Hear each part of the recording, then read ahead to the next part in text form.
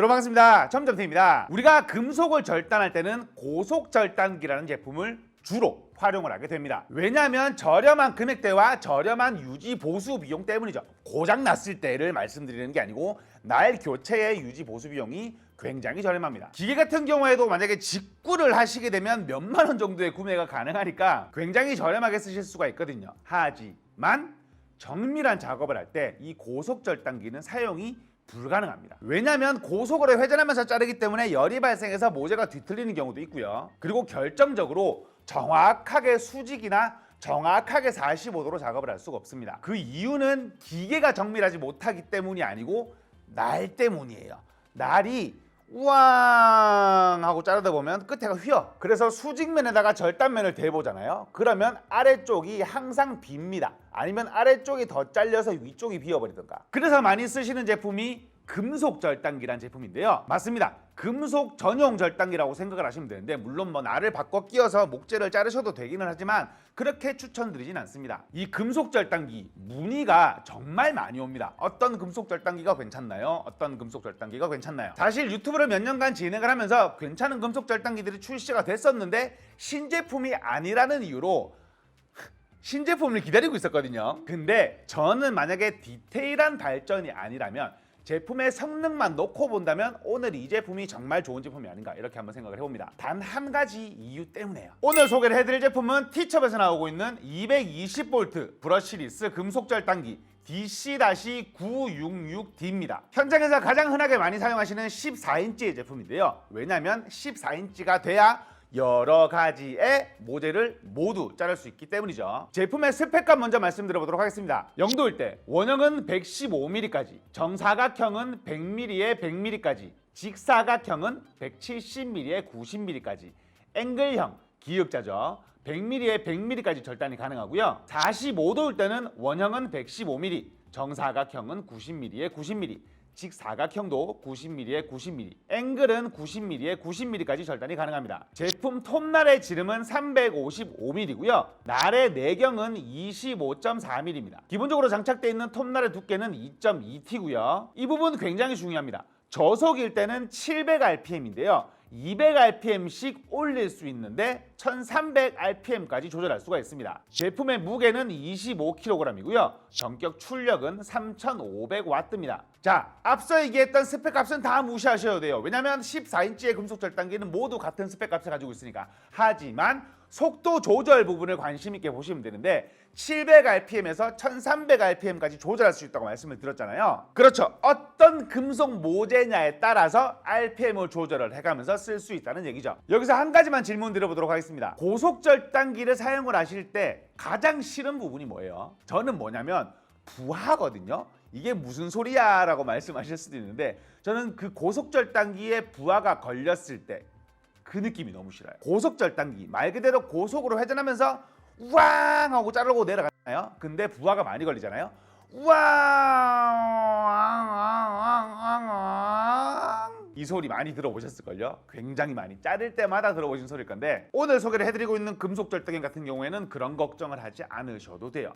왜냐하면 정확한 RPM으로 처음부터 끝까지 자르실 수가 있으니까요. 그게 무슨 말이냐? 맞습니다. 부하를 받게 되면 RPM은 내려갈 수밖에 없어요. 왜냐하면 모터가 같은 힘으로 돌리고 있는데 부하가 받으면 당연히 내려갈 수밖에 없지. 근데 얘는 강제적으로 힘을 더 올려줘서 RPM을 유지를 시켜줍니다. 내가 만약에 1300rpm으로 자르고 있다? 부하가 걸려서 RPM이 내려가려고 한다? 기계가 억지로 1400으로 해서 맞추고 있어. 그래서 같은 힘, 같은 속도로 처음부터 끝까지 자를 수가 있다는 얘기예요. 그러면 어떤 부분이 좋냐? 지금 실험을 해볼 이 부분에서 굉장히 높은 메리트를 발휘합니다. 실험을 제가 가지고 있는 가장 두꺼운 모재까지 한번 잘라봤거든요. 이게 얼마나 부드럽게 잘 잘리는지 이게 설명을 드려야 되니까.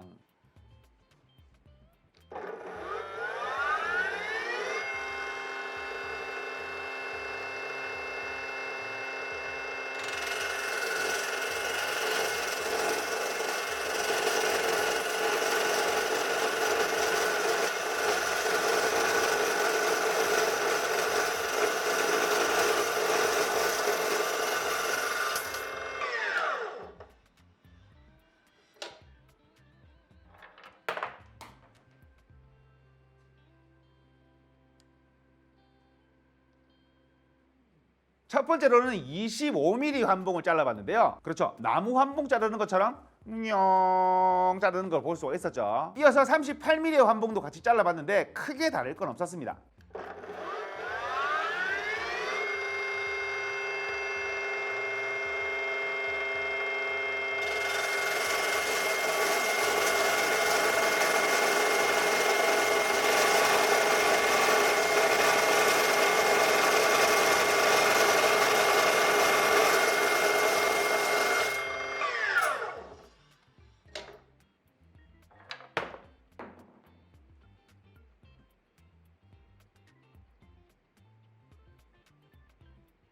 마지막으로 이게 너무 쉽게 잘려서 제가 단조 50mm 환봉을 잘라봤거든요. 쉽게 얘기해서 조금 더 단단한 지름이 50mm짜리 환봉이었는데 이게 결과를 보시면 굉장히 충격적입니다.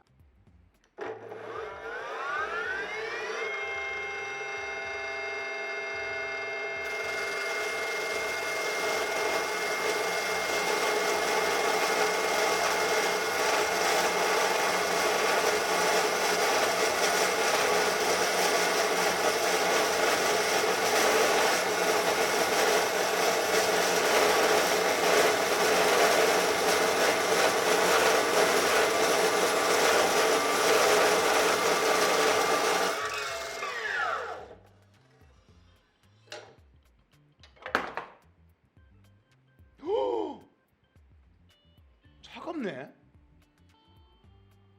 와, 뜨뜻미지근할 줄 알았더만. 와, 미쳤네 진짜.